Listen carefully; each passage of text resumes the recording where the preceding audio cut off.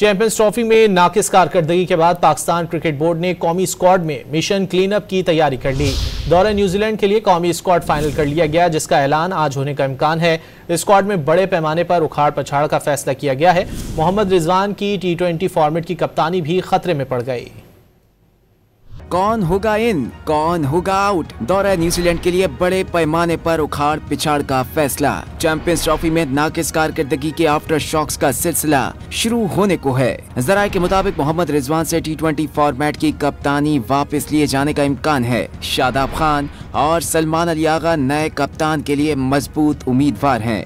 दौरा न्यूजीलैंड में बाबर आजम और नसीम शाह को T20, जबकि शाहीन शाह अफरीदी, हारिस रऊफ को वनडे स्क्वाड से ड्रॉप किए जाने का इम्कान है। स्क्वाड में मोहम्मद हारिस, इरफान खान, मोहम्मद वसीम जूनियर, सुफियान मुकीम, जहांदाद खान, आकिफ जावेद समेत दीगर की शमूलियत मुतवक्की है। पाकिस्तान और न्यूजीलैंड के दरमियान 5 T20 और 3 वनडे मैचेस पर मुश्तमिल सीरीज 16 मार्च से शुरू होगी।